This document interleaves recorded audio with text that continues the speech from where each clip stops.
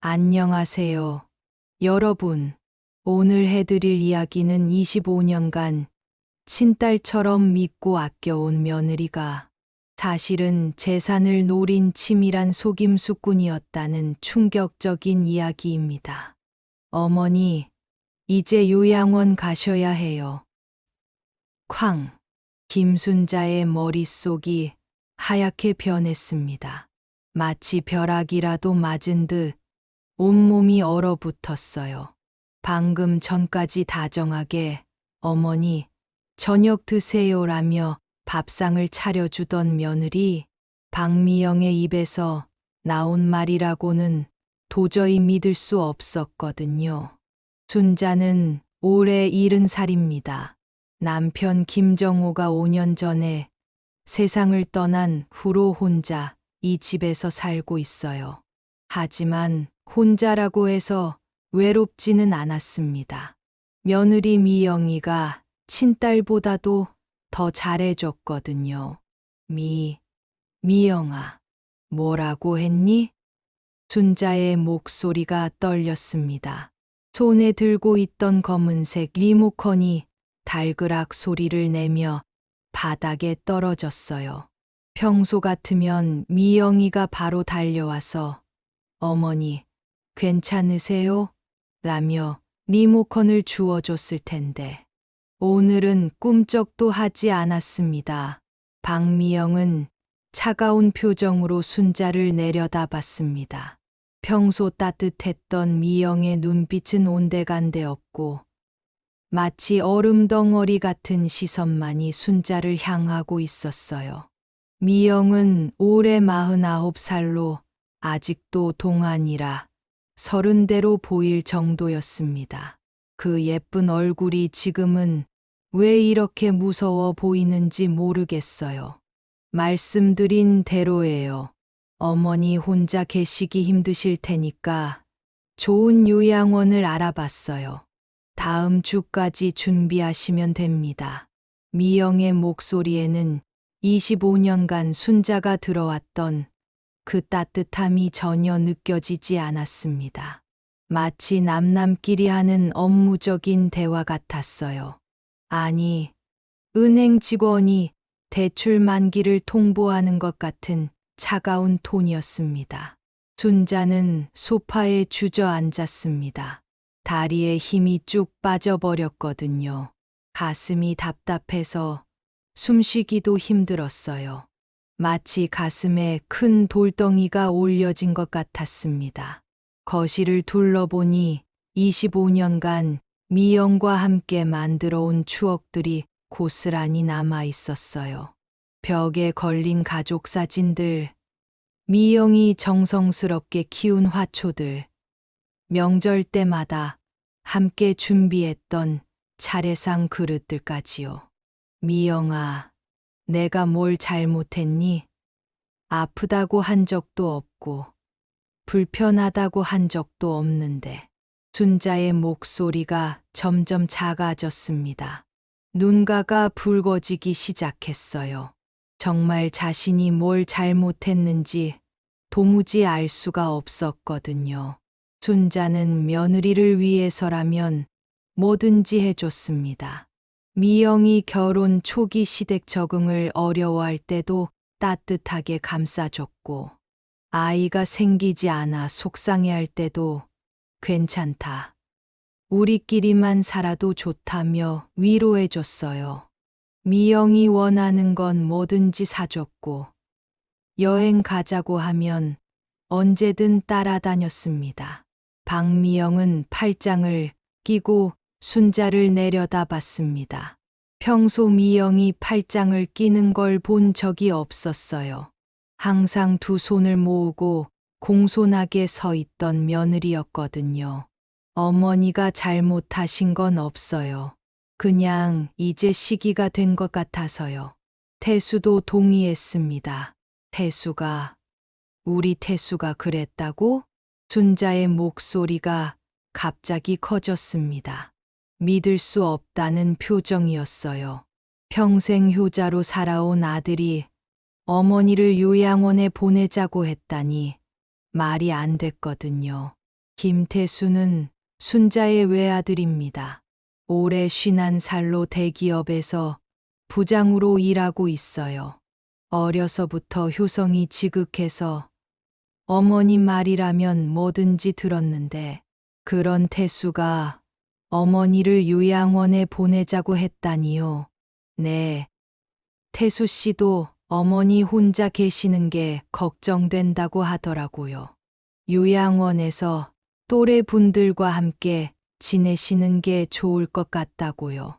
미영이 말하는 동안 순자는 온몸이 부들부들 떨렸습니다.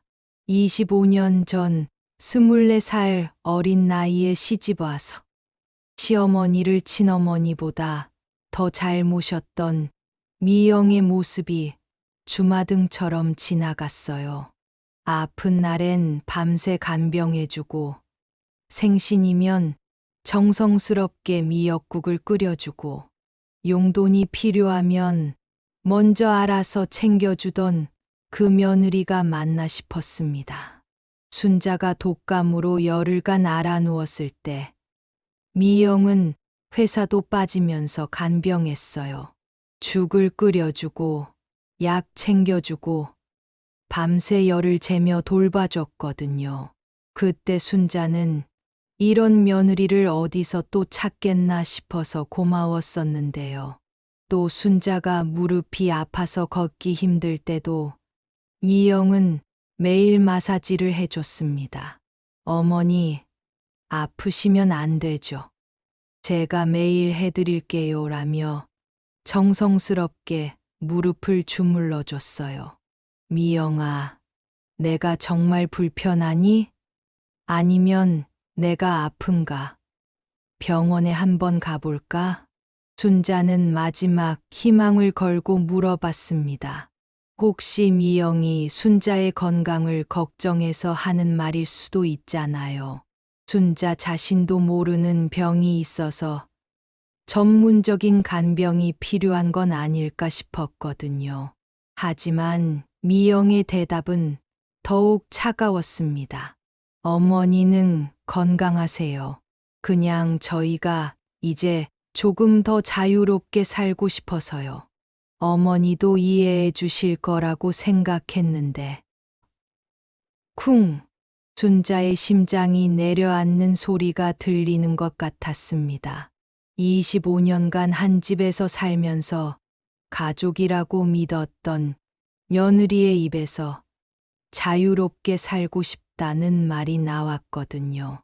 그 말은 곧 순자가 짐이라는 뜻 아니었을까요? 순자는 눈물을 참으며 미영을 바라봤습니다. 미영의 얼굴에는 미안함이나 죄스러움 같은 건 전혀 보이지 않았어요. 오히려 빨리 일이 정리되길 바라는 듯한 표정이었습니다. 마치 오래된 짐을 창고에 정리하는 것처럼 말이에요. 순자의 머릿속에 지난 25년간의 기억들이 빠르게 스쳐 지나갔습니다. 미영이 처음 시집 왔을 때부터 지금까지 과연 진심이었던 순간이 있었을까 싶었어요. 그 순간 순자는 깨달았습니다. 지금까지 알고 있던 며느리 박미영은 사라지고 완전히 다른 사람이 서 있다는 거요. 아니 애초에 자신이 알고 있던 미영이라는 사람 자체가 가짜였던 건 아닐까요? 순자의 머릿속에 의문이 들기 시작했습니다. 도대체 언제부터 미영이 이렇게 변한 걸까? 아니면 처음부터 미영은 이런 사람이었던 걸까? 25년간 모든 게 연기였던 건 아닐까? 방 안에는 싸늘한 침묵만이 흘렀습니다. 벽에 걸린 시계의 째깍째깍 소리만이 이 어색한 상황을 더욱 무겁게 만들었어요. 평소 같으면 이 시간에 미영과 함께 저녁 뉴스를 보며 이런저런 이야기를 나누었을 텐데요. 순자는 천천히 고개를 들어 미영을 다시 바라봤습니다. 25년간 함께 웃고 울었던 며느리의 얼굴이 낯설기만 했습니다. 마치 처음 보는 사람 같았어요. 아니, 처음 보는 사람보다도 더 무서웠습니다. 그동안 믿었던 모든 것이 거짓이었다는 생각에 등골이 오싹해졌거든요. 이 순간부터 순자의 진짜 싸움이 시작되는 것이었습니다. 미영이 거실을 나간 후 순자는 혼자 소파에 앉아 멍하니 천장을 바라봤습니다. 방금 전 일이 꿈이었으면 좋겠다는 생각뿐이었어요. 하지만 리모컨이 떨어져 있는 차가운 바닥이 현실임을 알려주고 있었습니다. 순자는 천천히 눈을 감았습니다.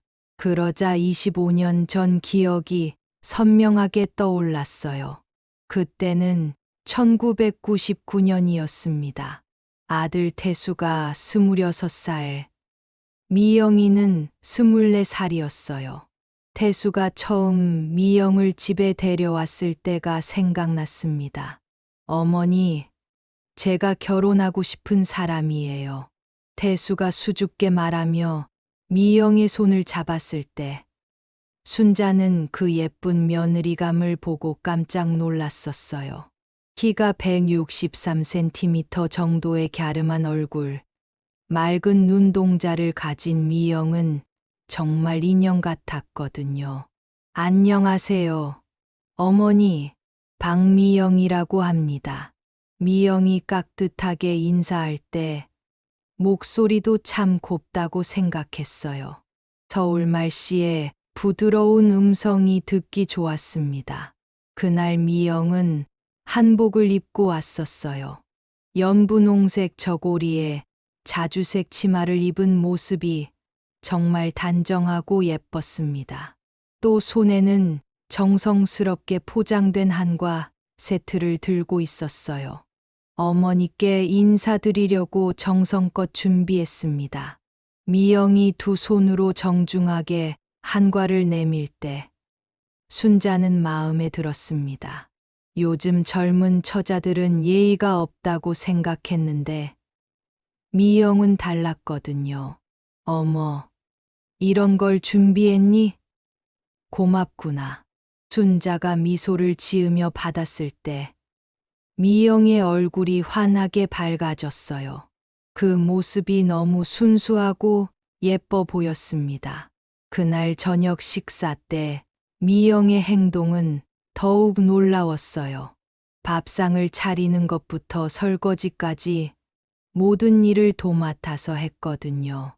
미영아, 처음 오는 날인데 그렇게까지 안 해도 돼. 순자가 말렸지만 미영은 고개를 저었어요. 아니에요. 어머니, 당연한 일이죠. 앞으로 어머니, 아드님을 부탁드려야 하는데요. 미영의 말투가 참 고왔습니다. 겸손하면서도 정중했어요. 그리고 태수를 바라보는 눈빛에서 진심 어린 사랑이 느껴졌습니다. 결혼 준비 과정에서도 미영은 정말 의젓했어요. 예단이나 예물에 대해서도 욕심을 부리지 않았고 혼수도 과하지 않게 준비했습니다. 어머니, 저는 많은 걸 바라지 않아요. 태수 씨와 행복하게 살고 어머니께 효도하는 것만이 제 소원입니다. 미영이 정말 진심으로 말하는 것 같았어요. 그 맑은 눈동자에서 거짓은 찾을 수 없었거든요. 결혼식 날도 기억났습니다. 1999년 가을, 단풍이 아름다운 10월이었어요. 하얀 웨딩드레스를 입은 미영은 정말 천사 같았습니다. 태수와 함께 큰절을 올리는 모습을 보며 순자는 눈물을 흘렸었어요. 좋은 며느리를 얻었구나. 그때 순자는 정말 행복했습니다. 아들이 좋은 사람과 결혼해서 앞으로 행복하게 살 거라는 확신이 있었거든요. 신혼 초기 미영의 모습도 완벽했어요. 매일 아침 일찍 일어나서 시어머니와 남편을 위해 정성스럽게 아침을 준비했습니다. 된장찌개며 김치찌개며 순자가 좋아하는 반찬들을 빠뜨리지 않고 차렸어요. 어머니, 입맛에 맞으세요? 미영이 항상 조심스럽게 물어볼 때면 순자는 흐뭇했습니다. 미영아, 내가 해주는 음식이 제일 맛있어. 그럴 때마다 미영은 정말 기뻐했어요. 마치 어린아이처럼 환한 미소를 지었거든요. 미영은 시댁 행사에도 적극적으로 참여했습니다. 명절이면 새벽부터 일어나서 차례 음식을 준비했고, 제사상 차리는 법도 금세 배웠어요. 친척들이 모일 때도 항상 앞장서서 일했습니다. 순자 씨, 며느리 정말 잘 뽑았네요. 친척들이 부러워할 때마다 순자는 뿌듯했어요. 시어머니가 아플 때 미영의 간병 솜씨는 정말 대단했습니다. 순자가 담석으로 입원했을 때 미영은 한 달 내내 병원을 지켰어요. 회사 일도 뒤로 미루고 밤낮 없이 돌봐줬거든요. 미영아, 고생이 많다. 집에 가서 쉬어. 순자가 미안해할 때마다 미영은 고개를 저었어요. 어머니, 무슨 말씀이세요? 어머니가 편찮으시는데 집에 어떻게 가요? 미영이 정성껏 등을 주무르고 발을 마사지해 줄 때 순자는 정말 고마웠습니다. 친딸도 이렇게까지 해주지 못할 거라고 생각했어요. 미영의 경제관념도 훌륭했습니다. 가계부를 꼼꼼히 써서 순자에게 보고했고, 용돈도 적절하게 관리했어요. 태수의 월급을 받으면 항상 시어머니께 용돈을 먼저 드렸습니다. 어머니, 이번 달 용돈이에요. 미영이 정중하게 봉투를 내밀 때 순자는 기특해서 어쩔 줄 몰랐어요. 미영아, 너희가 쓸 돈도 부족할 텐데. 아니에요. 어머니, 저희는 충분해요. 미영은 항상 이렇게 대답했습니다. 시어머니를 먼저 생각하는 마음이 고마웠어요. 아이가 생기지 않아서 속상해할 때도 미영은 의젓했습니다. 결혼한 지 3년이 지나도록 아이 소식이 없자 주변에서 이런저런 말들이 나왔어요. 미영아, 병원에 한번 가보는 게 어떨까? 순자가 조심스럽게 말했을 때 미영은 눈물을 글썽였어요. 어머니, 죄송해요. 제가 부족해서. 무슨 소리야. 미영아, 아이는 하늘이 주는 거야. 너무 마음 쓰지 마. 순자가 위로했을 때 미영은 고개를 숙이며 눈물을 참았습니다. 그 모습이 너무 안쓰러웠어요.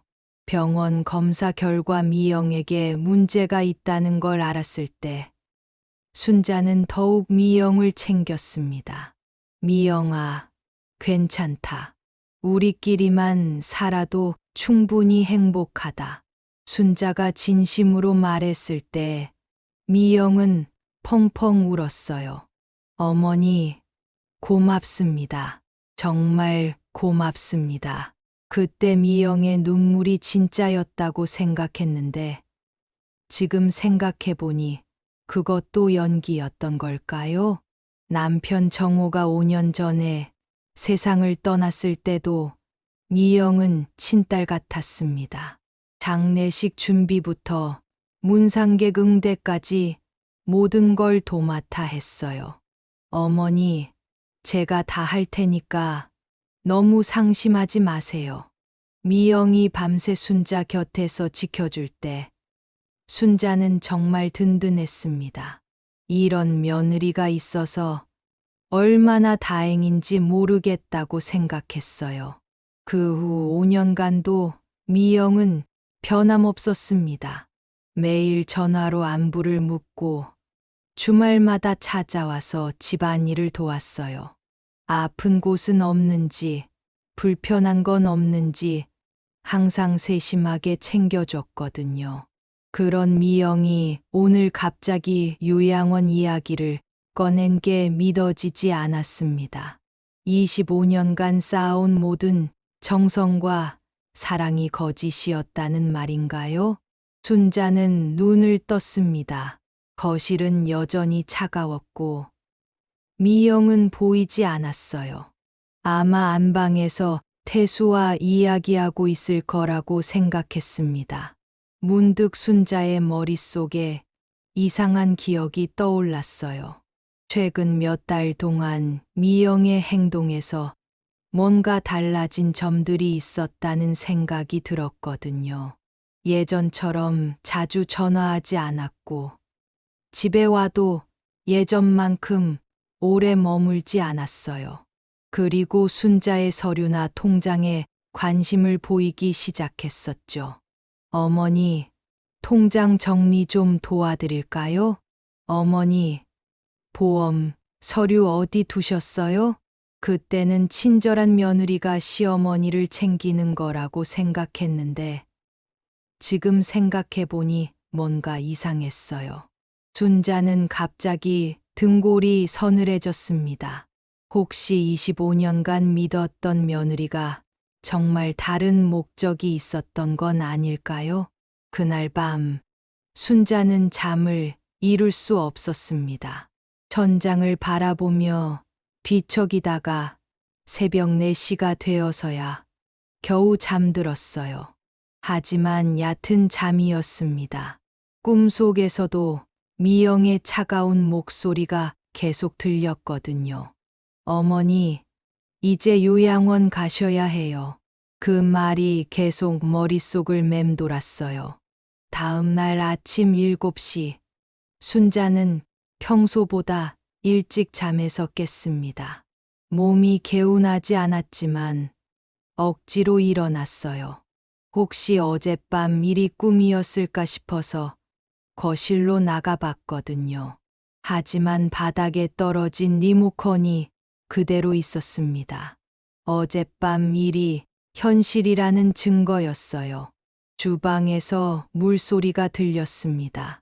미영이 설거지를 하고 있었어요. 평소 같으면 어머니 주무셨어요? 라며 반갑게 인사했을 텐데 오늘은 고개도 돌리지 않았습니다. 미영아, 순자가 조심스럽게 불렀지만 미영은 대답하지 않았어요. 마치 순자가 없는 것처럼 행동했습니다. 순자는 식탁에 앉아서 미영의 뒷모습을 바라봤습니다. 어깨가 딱딱하게 굳어 있었어요. 평소의 부드러운 모습과는 완전히 달랐습니다. 그로부터 며칠 후, 순자는 미영의 이상한 행동들을 하나씩 발견하기 시작했습니다. 첫 번째로 눈에 띈 건 미영이 순자의 방을 자주 드나든다는 점이었어요. 순자가 마당에서 빨래를 널고 있을 때 미영이 방에서 뭔가를 뒤지는 소리가 들렸거든요. 달그락, 달그락, 서랍을 여닫는 소리였습니다. 순자는 이상하다고 생각하며 살금살금 방으로 다가갔어요. 미영아, 뭐 하니? 순자가 방문을 열었을 때 미영은 깜짝 놀란 표정을 지었습니다. 손에는 순자의 통장이 들려 있었어요. 아, 어머니, 깜짝이야. 그냥 통장 정리 좀 도와드리려고요. 미영의 목소리가 어색했습니다. 평소와 달리 말끝이 떨렸어요. 통장 정리? 순자가 의아하게 물었을 때 미영은 어색하게 웃었습니다. 네, 어머니 혼자서 관리하시기 힘드실 것 같아서요. 제가 정리해 드릴게요. 미영이 말하면서 통장을 계속 들고 있었어요. 순자는 뭔가 이상하다고 느꼈지만 일단 넘어갔습니다.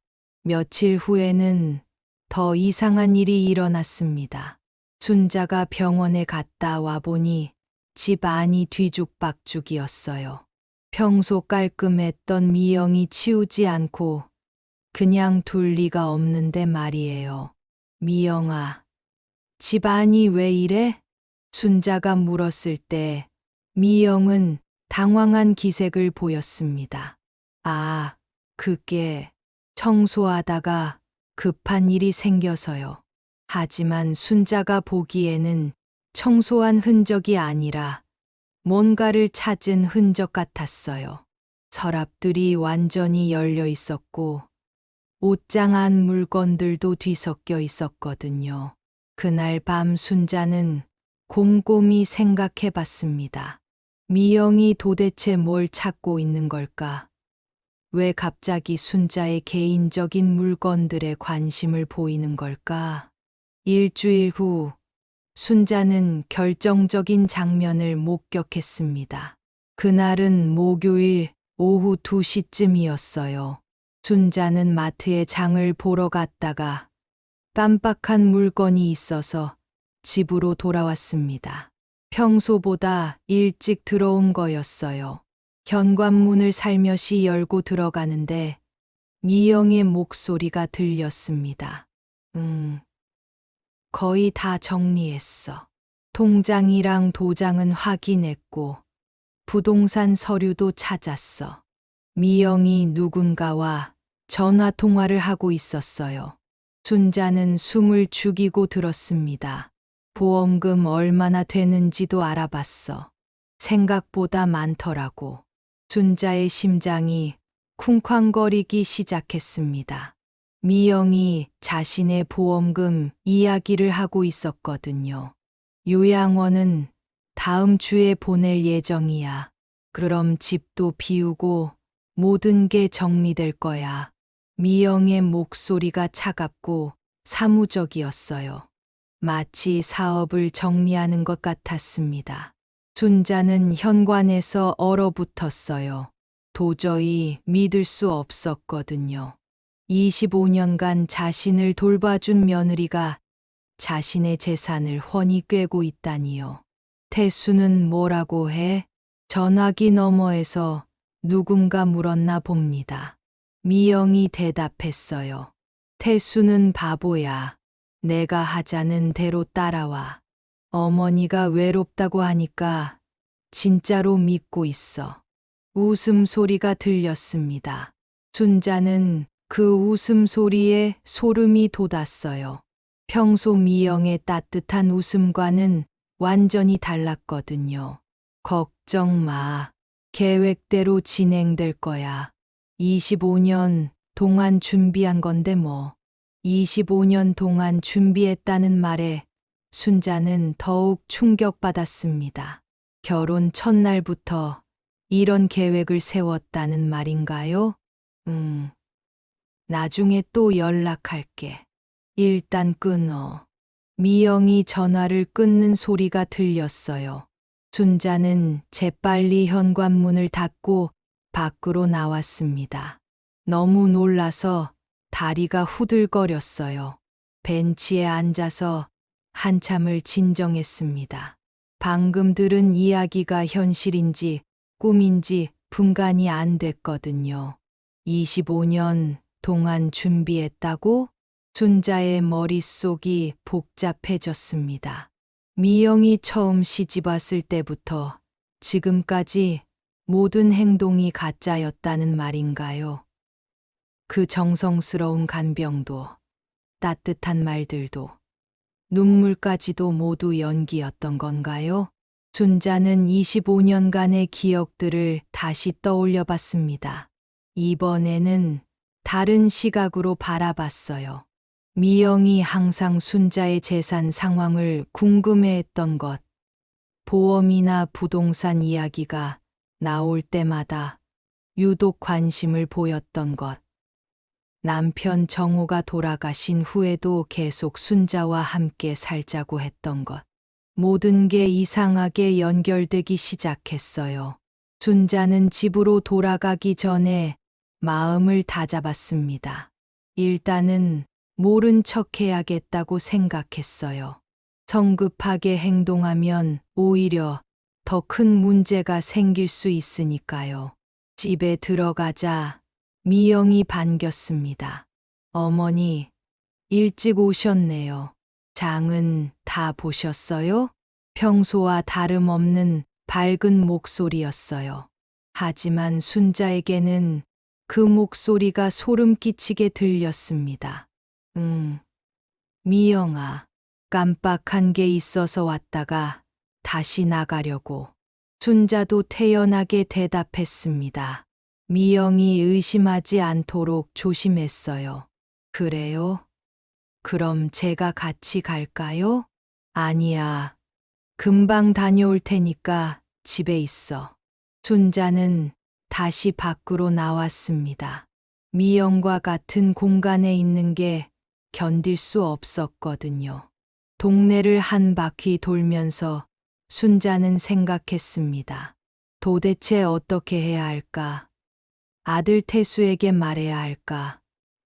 하지만 태수는 미영의 말만 믿을 것 같았어요. 그때 순자의 머릿속에 절친 정희가 떠올랐습니다. 정희는 순자보다 3살 어린 67살로 평생 친구였어요. 무엇보다 정희는 세상 물정을 잘 아는 사람이었습니다. 순자는 정희에게 전화를 걸었습니다. 정희야, 나야. 시간 있으면 만날 수 있을까? 순자야, 갑자기 무슨 일이야? 목소리가 이상한데? 정희의 걱정스러운 목소리가 들렸어요. 응급한 일이 생겼어. 혼자서는 해결할 수 없을 것 같아. 그래. 그럼 지금 나갈 테니까 공원에서 만나자. 정희는 순자의 오랜 친구답게 바로 알아들었습니다. 30분 후 동네 공원에서 만난 정희는 순자의 표정을 보고 깜짝 놀랐어요. 순자야, 무슨 일이야? 얼굴이 완전히 하얗게 질렸잖아. 순자는 정희에게 지금까지 있었던 일을 모두 털어놓았습니다. 미영의 갑작스러운 요양원 제안부터 오늘 들은 전화통화까지 모든 걸 말했어요. 정희는 순자의 이야기를 들으면서 표정이 점점 어두워졌습니다. 순자야, 이거 심각한 문제야. 혹시 미영이가 너를 속이고 있는 게 아닐까? 나도 그런 생각이 들어. 하지만 25년간 그렇게 잘해줬는데. 순자야, 사람은 겉모습만으로 판단할 수 없어. 특히 돈이 관련되면 더욱 그래. 정희의 말이 순자의 가슴에 박혔습니다. 그럼 어떻게 해야 할까? 일단 더 자세히 알아봐야 해. 미영이의 정체를 정확히 파악해야 한다고. 정희의 제안에 순자는 고개를 끄덕였습니다. 이제 진짜 진실을 찾아야 할 때였어요. 정희와의 만남을 마치고 집으로 돌아온 순자는 마음을 단단히 먹었습니다. 더 이상 당하고만 있을 수는 없었어요. 25년간 쌓아온 모든 것이 거짓이었다면 이제라도 진실을 밝혀내야 했습니다. 그날 저녁 8시, 태수가 퇴근해서 집에 돌아왔습니다. 평소와 다름없이 현관문을 열며 들어왔어요. 어머니, 다녀왔습니다. 태수의 인사 소리가 거실까지 들렸습니다. 순자는 소파에서 일어나 아들을 맞이했어요. 김태수는 키가 175cm 정도의 건장한 체격에 반듯한 인상을 가진 남자였습니다. 회사에서 부장으로 일하며 성실하게 살아온 순자의 자랑스러운 아들이었어요. 하지만 오늘만큼은 그 아들이 미덥지 않았습니다. 태수야, 잠깐 이야기 좀 하자. 순자의 목소리가 평소보다 무거웠어요. 태수는 순자의 표정을 보고 뭔가 심각한 일이 있다는 걸 눈치챘습니다. 네, 어머니, 무슨 일이세요? 태수가 순자 옆에 앉았을 때 미영도 부엌에서 나왔어요. 세 사람이 거실에 모여 앉았습니다. 순자는 깊게 숨을 들이쉬었습니다. 그리고 천천히 입을 열었어요. 태수야, 내가 정말로 나를 요양원에 보내고 싶어 하는 거니? 순자의 질문에 태수는 당황한 표정을 지었습니다. 시선이 어머니와 아내 사이를 오갔어요. 어머니, 그게 태수가 말을 주저할 때 미영이 끼어들었습니다. 어머니, 어제 말씀드렸잖아요. 태수 씨도 동의했다고요. 미영의 목소리는 차갑고 단호했어요. 평소의 부드러운 음성과는 완전히 달랐습니다. 순자는 미영을 똑바로 바라봤습니다. 미영아, 나는 너하고 이야기하는 게 아니야. 내 아들하고 직접 이야기하고 싶어. 순자의 목소리에 힘이 들어갔어요. 25년 만에 며느리에게 이렇게 강하게 말하는 것이었습니다.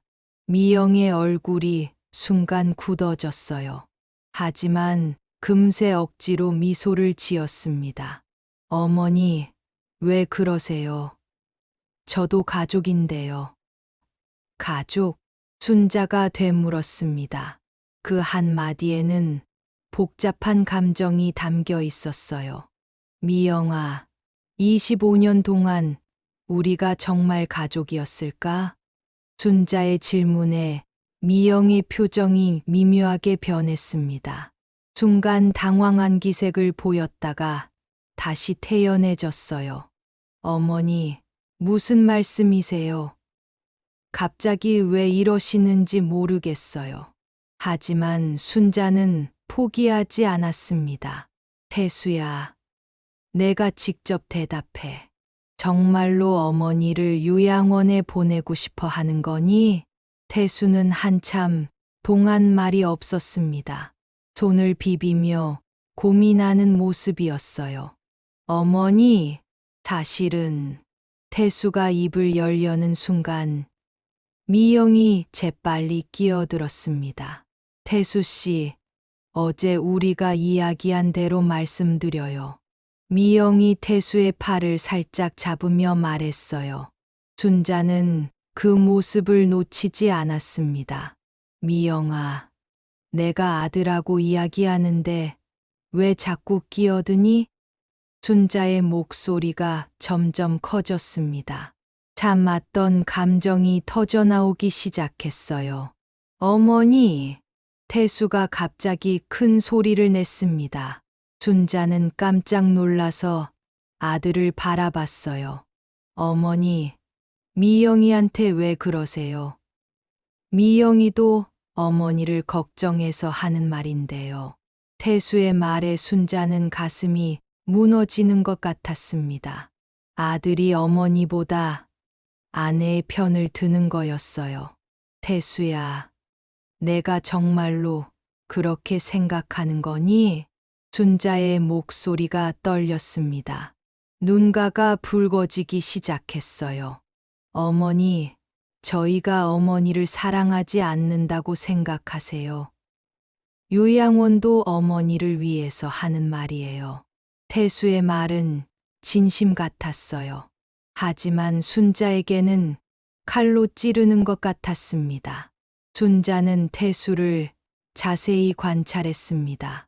아들의 표정에서 확신이 부족한 것 같았어요.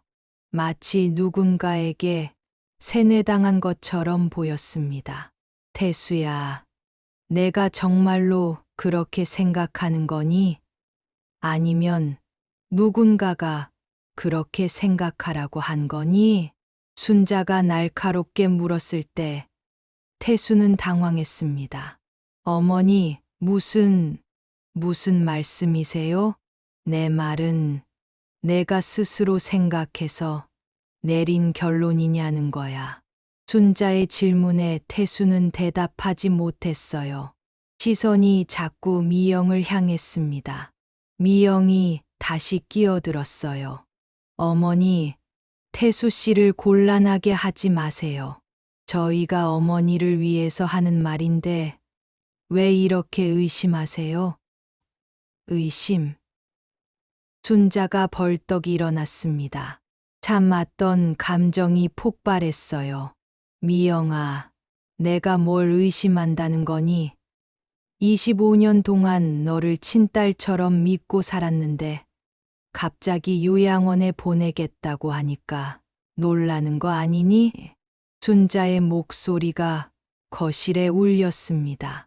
평생 조용하게 살아온 순자가 이렇게 큰 소리를 내는 건 처음이었어요. 미영의 얼굴이 차갑게 변했습니다. 더 이상 가면을 쓸 필요가 없다는 듯한 표정이었어요. 어머니, 요양원이 그렇게 싫으세요? 거기서 또래 분들과 함께 지내시면 더 즐거우실 텐데요. 즐거우면 내가 가. 순자가 소리쳤습니다. 자신도 놀랄 정도로 큰 목소리였어요. 어머니, 태수가 또 다시 큰 소리를 냈습니다. 어머니, 미영이한테 왜 그러세요? 미영이가 뭘 잘못했다고 그래요? 태수의 말에 순자는 더욱 분노했습니다. 태수야, 내가 지금 누구 편을 드는 거니? 25년 동안 널 키워준 어머니야. 아니면 겨우 며느리야? 어머니, 편을 가를 일이 아니잖아요. 미영이도 가족이에요. 태수의 대답에 순자는 허탈해졌습니다. 아들이 완전히 미영의 편이라는 걸 확실히 알았거든요. 순자는 태수를 자세히 바라봤습니다. 언제부터 아들이 이렇게 변한 걸까? 어머니보다 아내를 더 믿게 된 걸까? 태수야, 내가 언제부터 미영이 말만 믿게 된 거니? 순자의 질문에 태수는 어리둥절한 표정을 지었어요.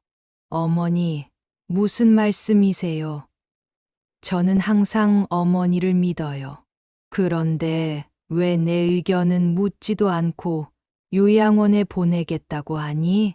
순자의 목소리에 서운함이 가득했어요. 태수는 한참 동안 말이 없었습니다. 그러다가 작은 목소리로 말했어요. 어머니, 미영이가 어머니 혼자 계시는 게 외로우실 거라고 해서. 외로워. 내가 언제 외롭다고 했니? 순자가 되물었을 때 태수는 대답하지 못했어요. 그때 미영이 다시 입을 열었습니다. 어머니, 말씀 안 하셔도 저희가 다 알아요. 혼자 계시면서 얼마나 쓸쓸하시겠어요. 내가 어떻게 알아? 순자가 미영을 똑바로 바라보며 물었어요. 내가 언제 외롭다고 했니? 내가 언제 쓸쓸하다고 했니? 미영은 잠시 당황했지만 금세 태연해졌어요. 어머니, 말로 표현 안 하셔도 표정을 보면 알 수 있어요. 표정으로? 순자가 웃었습니다. 하지만 쓴 웃음이었어요. 미영아, 25년 동안 내 표정을 봐왔으면서 지금까지 한 번도 외롭다고 생각한 적 없었잖아. 왜 갑자기 지금에서야 그런 생각이 드니? 순자의 질문은 날카로웠습니다. 미영은 대답하지 못했어요. 순자는 계속해서 추궁했습니다. 혹시 다른 이유가 있는 거 아니니? 정말로 내 걱정해서 나온 말이니? 미영의 얼굴이 굳어졌어요. 순간 가면이 벗겨지는 것 같았습니다. 어머니, 무슨 뜻이세요? 내 말은 혹시 나를 요양원에 보내고 싶은 다른 이유가 있는 거 아니냐는 거야. 순자의 말에 미영과 태수는 모두 당황했어요. 특히 미영의 표정이 확연히 변했습니다. 어머니, 그런 말씀 마세요. 저희가 왜 다른 이유가 있어요? 미영의 목소리가 조금 떨렸어요. 순자는 그걸 놓치지 않았습니다. 거실에 침묵이 흘렀습니다. 세 사람 모두 서로를 바라보며 말이 없었어요. 공기가 무겁고 답답했습니다. 순자는 이 순간 확신했습니다. 분명히 뭔가 숨기고 있는 게 있다고요. 그리고 그것은 결코 자신을 위한 일이 아니라는 걸 말이에요. 그날 밤 순자는 잠을 이루지 못했습니다. 아들과 며느리와의 대화가 계속 머릿속을 맴돌았어요. 특히 태수가 어머니보다 미영의 편을 든 것이 가슴 아팠습니다. 25년간 키운 아들이 언제부터 이렇게 변한 건지 알 수가 없었어요. 새벽 5시가 되어서야 순자는 마음을 정했습니다. 더 이상 당하고만 있을 수는 없다고 생각했거든요. 미영의 정체가 무엇이든 간에 반드시 밝혀내야 했습니다. 다음 날 아침, 순자는 평소보다 일찍 일어나서 정희에게 전화를 걸었습니다. 정희야, 나야. 어제 말한 일 때문에 다시 만날 수 있을까? 순자야, 밤새 잠도 못 잤구나. 목소리 들어보니까 알겠어. 정희는 순자의 목소리만 들어도 상태를 알 수 있었어요. 40년 넘게 친구로 지낸 사이였거든요. 정말 심각한 상황인 것 같아. 혼자서는 해결할 수 없을 것 같아서. 그래, 내가 알고 있는 사람이 하나 있어. 이런 일을 전문적으로 조사하는 사람 말이야. 정희의 말에 순자는 귀가 번쩍 열렸습니다. 정말, 누군데? 최 조사관이라고 하는 분이야. 사설 탐정 일을 하시는데 아주 꼼꼼하고 신뢰할 만한 분이야. 정희의 설명에 순자는 희망을 느꼈어요. 전문가의 도움이 필요한 상황이었거든요. 언제 만날 수 있을까? 내가 연락해 볼게. 아마 오늘 중에도 만날 수 있을 거야. 정희는 역시 믿음직스러운 친구였습니다. 오후 2시 순자는 정희와 함께 동네 카페에서 최 조사관을 만났습니다. 최 조사관은 45살 정도의 차분한 인상을 가진 남자였어요. 키가 170cm 정도의 깔끔한 정장 차림이었습니다. 안녕하세요. 김순자 어르신. 정희 씨께 이야기 들었습니다. 최 조사관의 목소리는 안정감을 주었어요. 너무 크지도 작지도 않은 적당한 톤이었습니다. 고맙습니다. 저도 이런 일은 처음이라 어떻게 해야 할지 모르겠어요. 순자가 조심스럽게 말했을 때 최 조사관은 고개를 끄덕였습니다. 걱정하지 마세요. 천천히 상황을 설명해 주시면 제가 도와드릴게요. 순자는 최 조사관에게 지금까지 있었던 일을 자세히 설명했습니다. 미영의 갑작스러운 변화부터 어제 들은 전화통화까지 모든 걸 말했어요. 최 조사관은 순자의 이야기를 들으면서 꼼꼼히 메모했습니다.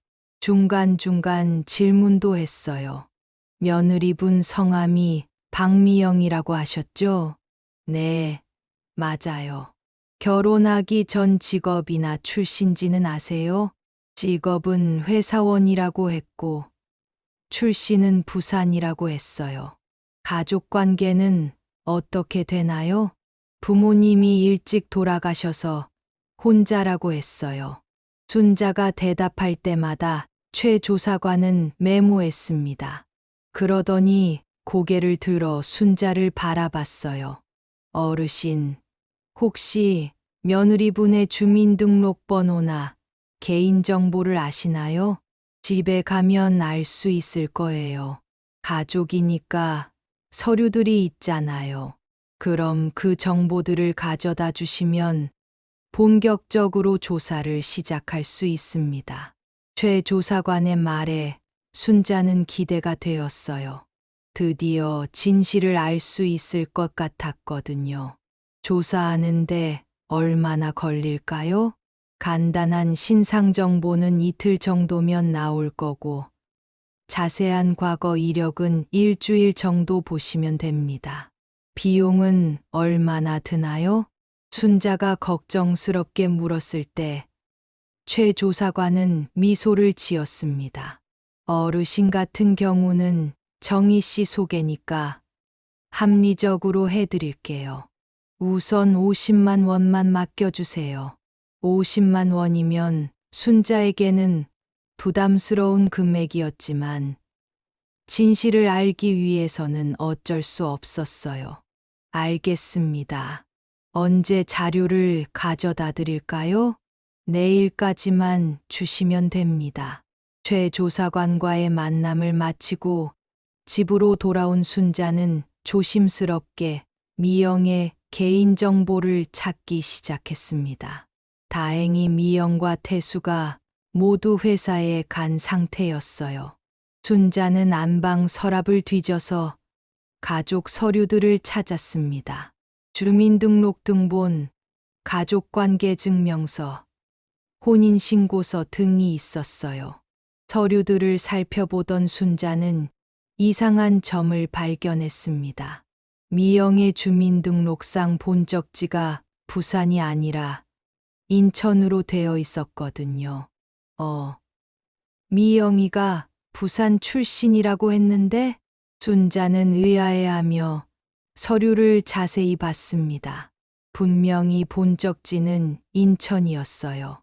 또 다른 이상한 점도 있었습니다. 가족관계 증명서를 보니 미영의 부모가 살아있다고 되어 있었어요. 미영은 부모가 일찍 돌아가셨다고 했는데 말이죠. 이게 뭐지? 순자는 점점 더 의심스러워졌습니다. 결혼할 때부터 미영이 거짓말을 했던 거였어요. 그날 저녁 미영과 태수가 집에 돌아왔을 때 순자는 애써 평상시처럼 행동했습니다. 조사관에게 줄 서류는 미리 복사해서 따로 보관해뒀어요. 어머니, 오늘 하루 어떻게 지내셨어요? 미영이 평소처럼 다정하게 물었지만 순자에게는 가면같이 느껴졌습니다. 별일 없이 지냈어. 순자도 담담하게 대답했어요. 더 이상 미영에게 속지 않겠다고 마음먹었거든요. 다음 날 오전, 순자는 최 조사관에게 미영의 개인정보를 전달했습니다. 최 조사관은 서류들을 받아보며 고개를 끄덕였어요. 좋습니다. 이 정도면 충분히 조사할 수 있어요. 혹시 이상한 점 있나요? 순자가 궁금해서 물었을 때 최 조사관은 서류를 다시 살펴봤습니다. 일단 본적지가 부산이 아니라 인천이네요. 그리고 부모님이 생존해 계시고요. 역시 그렇죠? 저도 그게 이상했어요. 순자의 말에 최 조사관은 의미심장한 표정을 지었습니다. 이미 기본적인 거짓말부터 시작됐네요. 더 자세히 조사해 보겠습니다. 최 조사관의 말에 순자는 가슴이 두근거렸어요. 드디어 진실에 다가가고 있다는 느낌이 들었거든요. 이틀 후 최 조사관으로부터 첫 번째 조사 결과를 받았습니다. 내용은 충격적이었어요. 어르신, 박미영이라는 이름으로는 해당 주민등록번호의 사람을 찾을 수 없습니다. 네. 무슨 말씀이세요? 순자는 믿을 수 없다는 표정으로 물었어요. 주민등록번호는 실제로 존재하는 번호인데 그 번호의 주인은 박미영이 아니라 김영이라는 사람입니다. 최 조사관의 설명에 순자는 머리가 하얘졌습니다. 그럼 우리 며느리는 가짜 이름을 쓰고 있다는 말인가요? 그런 것 같습니다. 더 충격적인 건 이 김영이라는 사람이 과거에 결혼 사기로 수배받은 적이 있다는 겁니다. 쿵! 순자는 의자에 주저앉았습니다. 25년간 믿고 살았던 며느리가 사기꾼이었다니요. 어르신, 괜찮으세요? 최 조사관이 걱정스럽게 물었지만 순자는 대답할 수 없었어요. 너무 충격적인 사실이었거든요. 한참 후에야 순자는 정신을 차렸습니다. 더 자세한 조사 결과는 언제 나올까요? 일주일 후에 완전한 보고서를 드릴 수 있습니다. 과거 전과기로, 다른 결혼 이력, 재산 상황까지 모두 조사해 보겠습니다. 최 조사관의 말에 순자는 고개를 끄덕였어요. 이제 더 이상 물러설 수 없었습니다. 순자는 집으로 돌아가는 길에 많은 생각을 했습니다. 25년간 모든 게 거짓이었다니. 어떻게 이런 일이 가능할까요? 그날 밤 순자는 미영을 바라보며 생각했습니다. 지금까지 보여준 모든 정성과 사랑이 가짜였다면 미영은 정말 대단한 배우였어요. 아니면 정말로 무서운 사기꾼이었거든요. 순자는 마음을 다잡았습니다. 일주일 후 완전한 조사 결과가 나오면 모든 게 밝혀질 거였어요. 그때까지는 절대 들키지 않도록 조심해야 했습니다. 진짜 싸움은 이제부터 시작이었어요. 일주일이 지나고 드디어 최 조사관으로부터 완전한 조사 결과를 받을 날이 왔습니다. 순자는 그 일주일 동안 미영과 같은 집에서 지내면서 정말 힘들었어요. 가짜 며느리와 한 지붕 아래 있다는 생각에 밤잠을 설쳤거든요. 그날 오전 10시 순자는 정희와 함께 최 조사관의 사무실을 찾았습니다. 가슴이 두근두근 뛰었어요. 드디어 모든 진실이 밝혀질 순간이었거든요. 어르신, 앉으세요. 조사 결과가 나왔습니다. 최 조사관의 표정이 평소보다 심각했어요. 손에는 두툼한 서류 뭉치가 들려 있었습니다. 정말 충격적인 내용입니다. 마음의 준비를 하시고 들으세요. 최 조사관의 말에 순자는 가슴이 철렁했습니다. 얼마나 심각한 내용일까 싶었어요. 어르신의 며느리로 알고 계신 박미영. 그 사람의 진짜 이름은 김영희입니다. 나이는 말씀하신 것보다 3살이 많은 52살이고요. 52살, 순자가 놀라서 되물었어요. 미영이 49살이라고 했는데 실제로는 52살이었다니요. 네. 그리고 더 충격적인 사실은 이 여자가 전문적인 결혼 사기꾼이라는 겁니다. 광순자의 머릿속이 하얘졌습니다.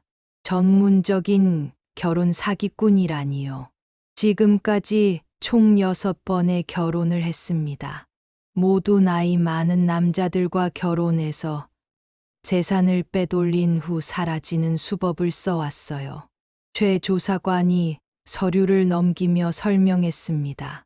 첫 번째 결혼은 1995년 부산의 70살 호라비와 했습니다. 이때 이름은 이미숙이었어요.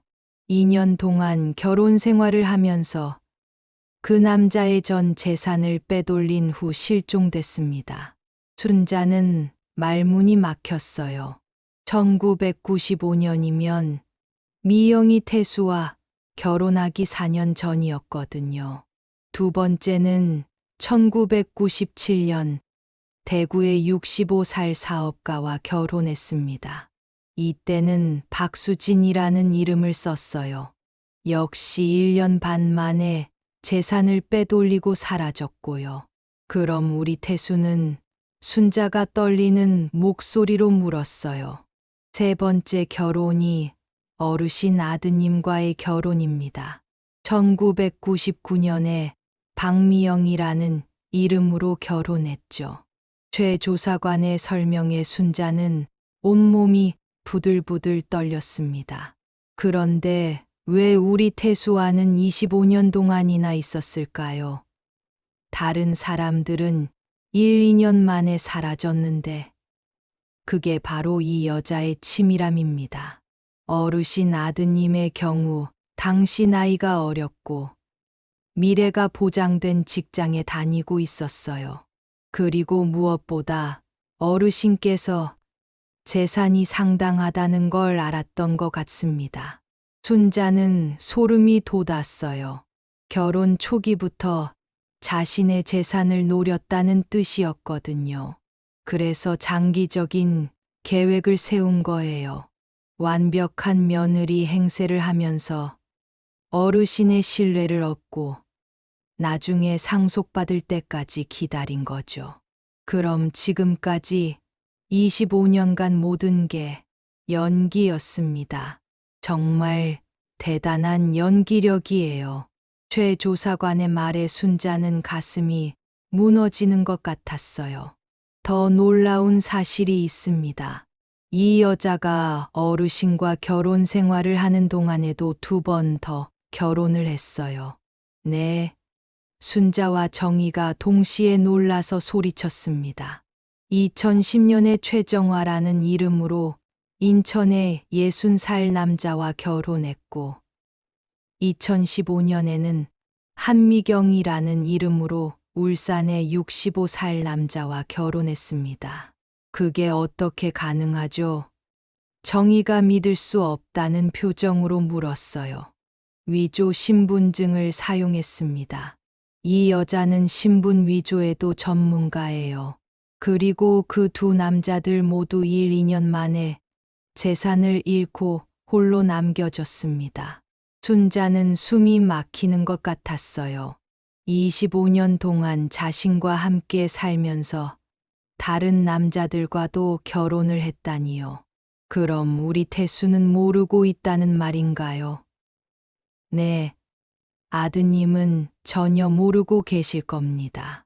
이 여자가 워낙 치밀하게 계획해서 들키지 않게 했거든요. 최 조사관이 또 다른 서류를 꺼냈어요. 이 여자의 진짜 가족 관계입니다. 부모님은 모두 살아계시고 남동생도 둘이나 있어요. 모두 인천에 살고 있고요. 부모님이 살아계시다고요? 순자가 되물었을 때 최 조사관은 고개를 끄덕였어요. 네. 그리고 이 가족들 모두 딸의 사기 행각을 알고 있으면서 방조하고 있습니다. 딸이 벌어온 돈으로 생활하고 있거든요. 순자는 어지러웠습니다. 너무 충격적인 내용들이 계속 쏟아졌거든요. 마지막으로 가장 중요한 정보입니다. 최 조사관의 표정이 더욱 심각해졌어요. 이 여자가 최근에 또 다른 남자와 만나고 있습니다. 경기도에 사는 72살의 호랍이에요. 이미 결혼 약속까지 했다고 합니다. 또요? 순자가 경악했습니다. 네. 그래서 어르신을 요양원에 보내고 싶어 하는 거예요. 어르신이 집에 계시면 새로운 결혼을 할 수 없으니까요. 순자는 이제야 모든 퍼즐이 맞춰지는 것 같았어요.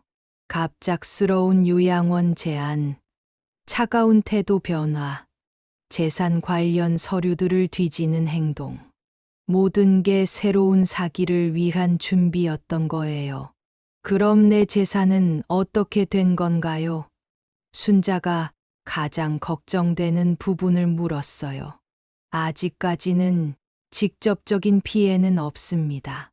하지만 어르신 명의의 통장들을 관리하고 있고 각종 서류들도 파악하고 있으니 언제든 위험할 수 있어요. 최 조사관의 말에 순자는 등골이 서늘해졌습니다. 특히 요양원에 가시게 되면 이 여자가 어르신의 재산을 완전히 관리하게 될 텐데, 그때가 되면 돌이킬 수 없는 상황이 될 수 있습니다. 순자는 온몸이 떨렸어요. 정말 아슬아슬한 순간이었구나 싶었거든요. 어르신, 이제 어떻게 하실 건가요? 최 조사관이 조심스럽게 물었을 때 순자는 한참 동안 생각했습니다.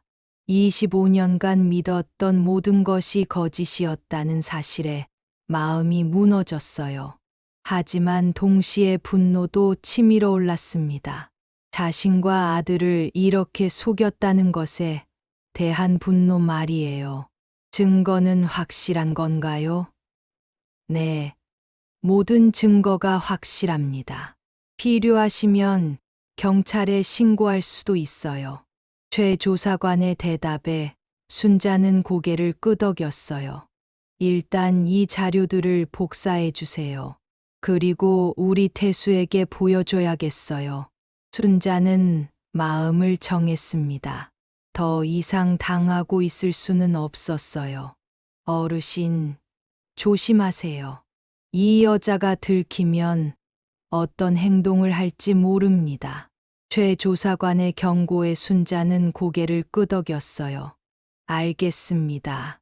신중하게 하겠어요. 사무실을 나오는 길에 정희가 순자의 손을 잡았습니다. 순자야, 괜찮아. 정희의 따뜻한 목소리에 순자는 눈물이 났어요. 25년간 쌓아온 모든 추억이 한순간에 무너졌거든요. 정희야, 내가 정말 바보였구나. 25년 동안 완전히 속고 살았어. 순자야, 자책하지 마. 그 여자가 너무 치밀했던 거야. 정희가 위로했지만 순자의 마음은 쉽게 가라앉지 않았어요. 집으로 돌아가는 길에 순자는 많은 생각을 했습니다. 이제 미영과 정면으로 맞서야 할 때가 왔어요. 25년간의 거짓말을 모두 밝혀내고 태수도 진실을 알게 해야 했습니다. 순자는 조사 결과 서류를 꽉 쥐었어요. 이제 진짜 싸움이 시작될 거였습니다. 집으로 돌아오는 길에 순자는 마음을 단단히 먹었습니다. 더 이상 미룰 수 없었어요. 오늘 저녁에 태수가 집에 오면 모든 진실을 밝혀야 했습니다. 25년간의 거짓말을 끝낼 때가 온 거였어요. 오후 5시, 순자는 집에 도착했습니다. 미영이 부엌에서 저녁 준비를 하고 있었어요. 평소와 다름없는 모습이었지만 이제 순자에게는 모든 게 가짜로 보였습니다. 어머니, 어디 다녀오셨어요? 미영이 밝게 인사했지만 순자는 냉담하게 대답했어요. 잠깐 볼 일이 있어서. 순자는 조사 결과 서류가 든 가방을 꽉 쥐고 방으로 들어갔습니다. 가슴이 두근거렸어요. 곧 벌어질 일을 생각하니 긴장됐거든요. 저녁 7시, 태수가 집에 돌아왔습니다. 어머니, 다녀왔습니다. 태수야, 오늘은 좀 일찍 왔네. 순자가 평소처럼 대답했지만 목소리가 떨렸어요. 저녁 식사는 조용히 진행됐습니다. 평소 같으면 미영이 이런저런 이야기를 했을 텐데 오늘은 왠지 말이 없었어요. 혹시 뭔가 눈치챈 건 아닐까 싶었습니다. 식사를 마친 후 순자는 용기를 냈습니다.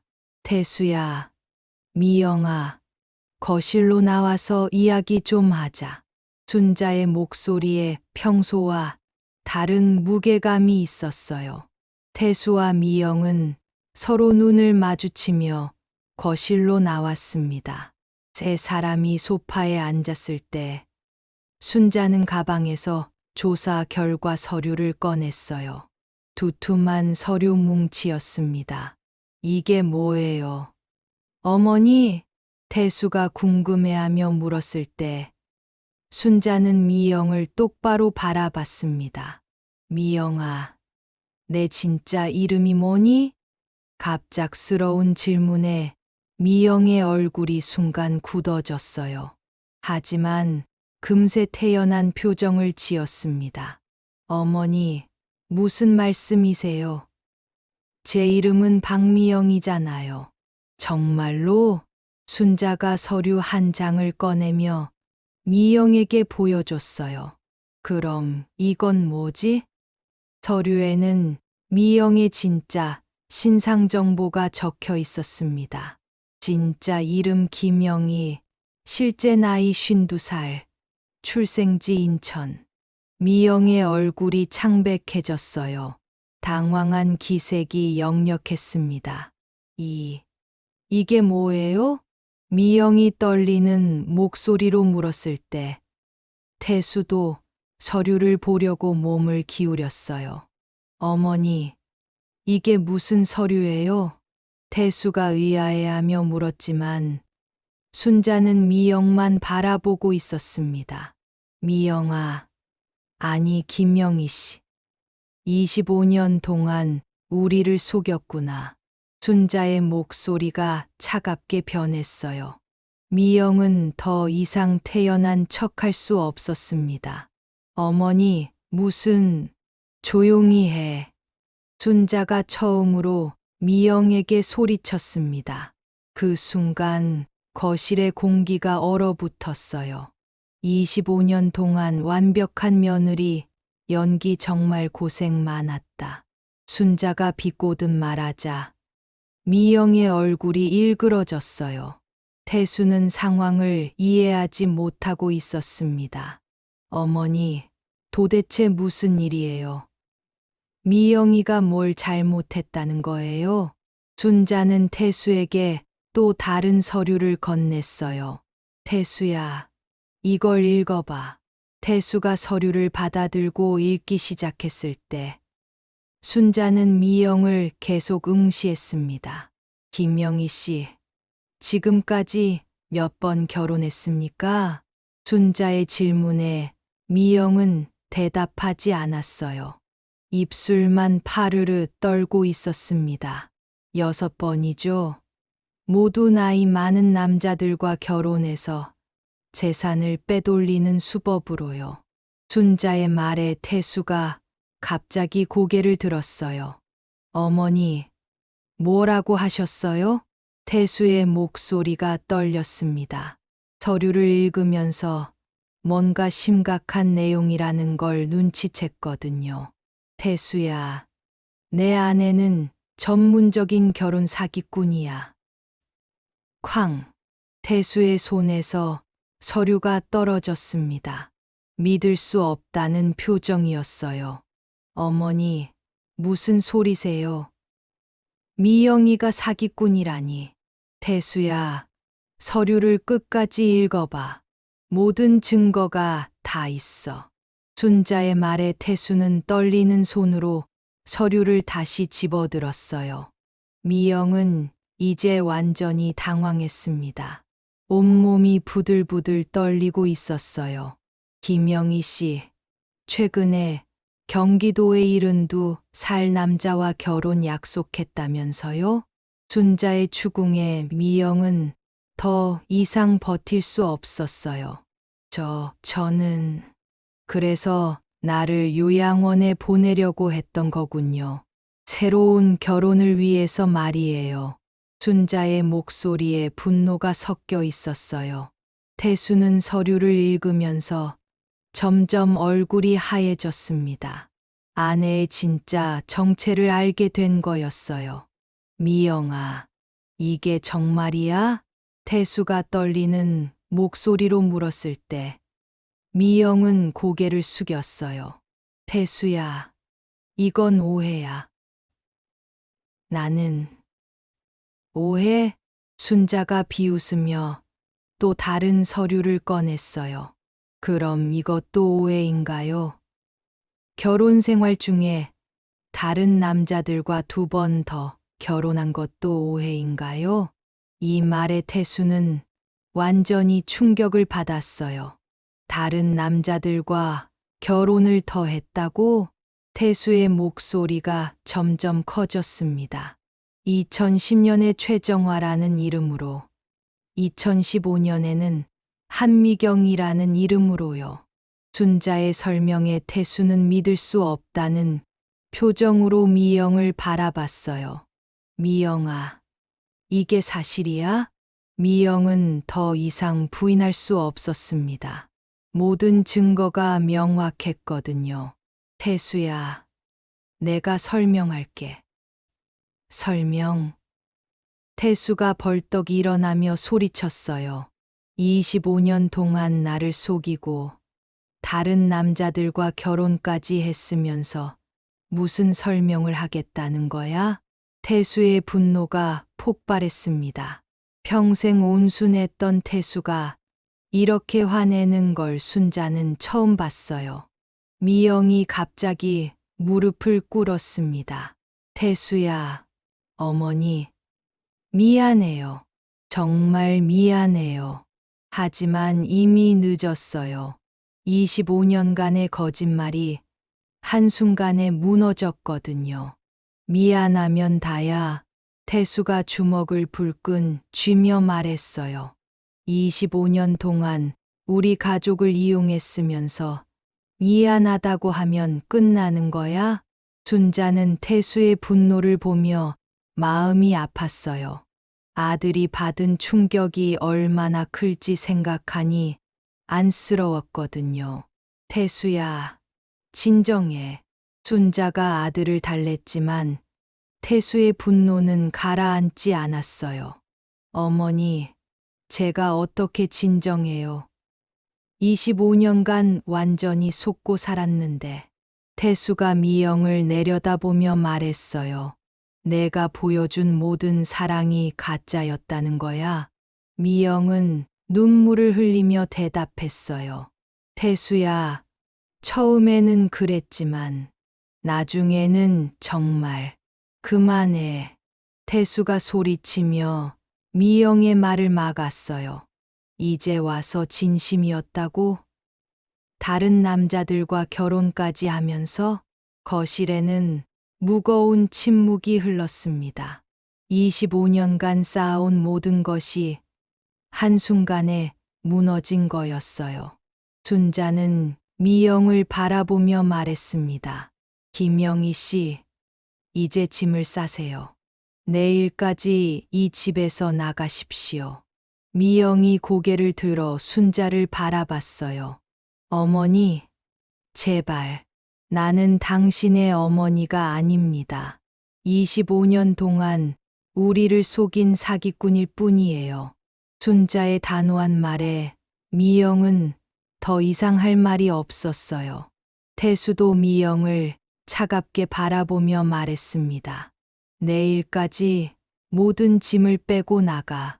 다시는 우리 앞에 나타나지 마. 미영은 울면서 방으로 들어갔어요. 25년간의 연기가 끝나는 순간이었습니다. 순자와 태수는 거실에 남아 서로를 바라봤어요. 둘 다 지쳐 있었습니다. 어머니, 죄송해요. 제가 미영이만 믿고 어머니 말씀을 듣지 않았어요. 태수가 고개를 숙이며 사과했을 때 순자는 아들의 어깨를 토닥였어요. 태수야, 내 잘못이 아니야. 그 여자가 너무 치밀했던 거야. 모든 진실이 밝혀진 순간이었습니다. 이제 새로운 시작을 할 시간이었어요. 다음 날 오전, 미영은 정말로 짐을 싸서 집을 떠났습니다. 25년간 살았던 집에서 나가는 미영의 뒷모습을 보며 순자는 복잡한 감정을 느꼈어요. 분노보다는 허탈함이 더 컸습니다. 어머니, 괜찮으세요? 태수가 걱정스럽게 물었을 때 순자는 고개를 끄덕였어요. 응, 태수야, 이제야 진짜 편안해진 것 같아. 미영이 집을 떠난 후 순자는 최 조사관에게 연락했습니다.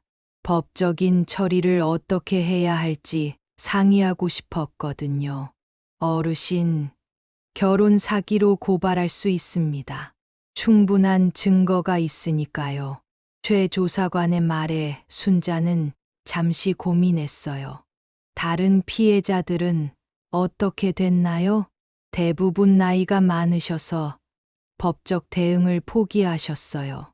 하지만 어르신께서 고발하시면 다른 피해자들에게도 도움이 될 겁니다. 순자는 결정했습니다. 더 이상 이런 피해자가 나오지 않도록 해야겠다고 생각했거든요.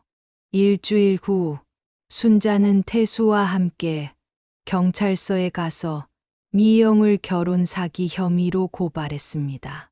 경찰은 순자가 제출한 증거들을 보고 즉시 수사에 착수했어요. 신고해 주셔서 감사합니다. 이런 사기꾼들을 방치하면 더 많은 피해자가 생기거든요. 경찰관의 말에 순자는 옳은 일을 했다는 확신이 들었어요. 한 달 후 미영은 체포됐습니다. 언론에서도 25년간 완벽한 며느리 연기한 결혼 사기꾼이라는 제목으로 크게 보도됐어요. 다른 피해자들도 용기를 내서 추가 고발을 했습니다. 재판에서 미영은 지금까지의 모든 범행을 인정했어요. 총 6건의 결혼 사기로 징역 8년을 선고받았습니다. 또한 피해자들에게 손해배상을 하라는 판결도 받았고요. 재판이 끝난 후 순자는 마음이 한결 가벼워졌습니다. 드디어 모든 일이 정리됐거든요. 태수는 이혼 절차를 밟았습니다. 처음에는 충격이 컸지만 시간이 지나면서 차츰 회복되고 있었어요. 어머니, 정말 죄송해요. 25년 동안 미영이만 믿고 어머님 말씀을 제대로 들어드리지 못했어요. 태수가 진심으로 사과할 때마다 순자는 마음이 아팠어요. 태수야, 내 잘못이 아니야. 그 여자가 워낙 교묘했던 거야. 어머니, 앞으로는 정말 어머님 말씀만 듣고 살겠어요. 태수의 말에 순자는 미소를 지었어요. 아들을 되찾은 기분이었거든요. 그로부터 6개월이 지났습니다. 순자는 다시 평온한 일상을 되찾았어요. 태수도 예전보다 더 자주 찾아와서 안부를 물었습니다. 어머니, 건강하시죠? 불편한 건 없으세요? 응. 태수야, 오히려 전보다 더 편해졌어. 정말 그랬어요. 미영이 있을 때보다 지금이 훨씬 편안했습니다. 더 이상 누군가의 시선을 의식하며 살 필요가 없었거든요. 어느 날 오후 순자는 정희와 함께 동네 공원을 산책했습니다. 순자야, 정말 잘 해결됐다. 내가 용기를 낸 덕분이야. 정희의 말에 순자는 고개를 끄덕였어요. 정희야, 내가 도와주지 않았으면 어떻게 됐을지 몰라. 그런데 순자야, 지금 기분이 어때? 25년간 믿었던 사람이 가짜였다는 걸 알았을 때 어땠어? 정희의 질문에 순자는 잠시 생각했어요. 처음에는 정말 충격이었지. 내가 그렇게 바보였나 싶어서 자책도 많이 했고.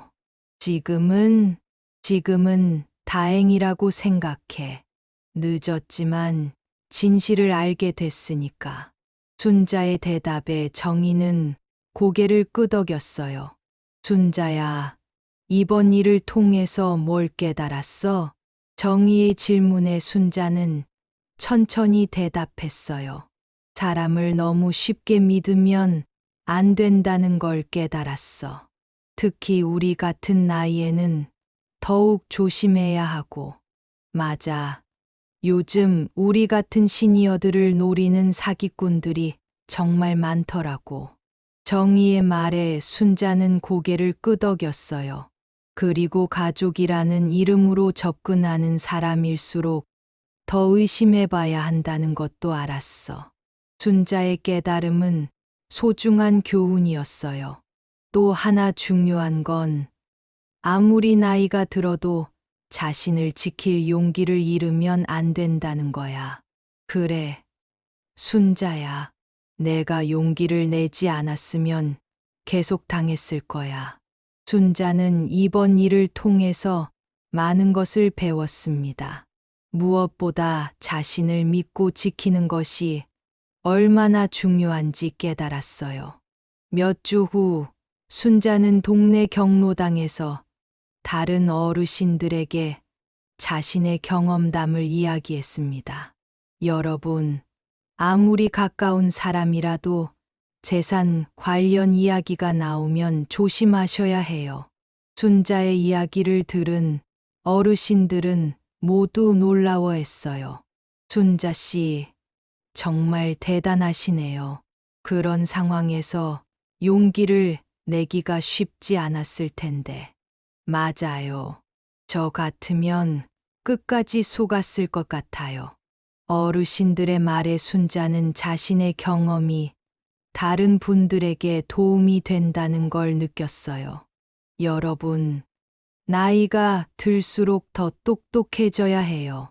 경험이 많으니까 더 지혜롭게 판단할 수 있잖아요. 순자의 말에 어르신들은 고개를 끄덕였어요.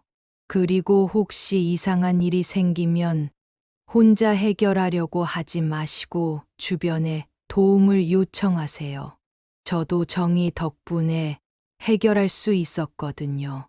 순자의 조언은 다른 어르신들에게 큰 도움이 됐어요. 그날 저녁 집으로 돌아온 순자는 거실에 앉아서 지난 일들을 되돌아봤습니다. 25년간의 거짓말이 밝혀진 후 오히려 마음이 편해졌어요. 진실을 아는 게 이렇게 시원한 일이구나. 순자는 혼자 중얼거렸어요. 며칠 후 태수가 새로운 소식을 가지고 왔습니다. 어머니, 좋은 소식이 있어요. 무슨 소식인데? 미영이. 아니, 그 여자가 훔쳐간 다른 피해자들의 재산 일부가 회수됐대요. 저희 피해는 없었지만 다른 분들이 돈을 되찾을 수 있게 됐어요. 태수의 말에 순자는 뿌듯했어요. 자신의 신고가 다른 피해자들에게도 도움이 됐다니까요. 잘 됐다. 그분들이 얼마나 속상하셨을까. 어머니, 정말 잘하셨어요. 어머니가 용기를 내지 않았으면 그 여자는 계속 다른 사람들을 속였을 거예요. 태수의 말에 순자는 자랑스러웠어요. 옳은 일을 했다는 확신이 들었거든요. 1년이 지난 지금 순자는 건강하고 행복하게 살고 있습니다. 태수는 재혼은 하지 않았지만 어머니와 더 가깝게 지내고 있어요. 어머니, 이제 정말 편안하시죠? 응. 태수야, 진실을 아니까 마음이 정말 가벼워. 순자는 진심으로 말했어요. 이번 일을 통해서 순자는 많은 걸 배웠습니다. 나이가 들어도 자신을 지킬 수 있다는 자신감을 얻었고, 진실을 찾기 위해 노력하는 것이 얼마나 중요한지 깨달았어요.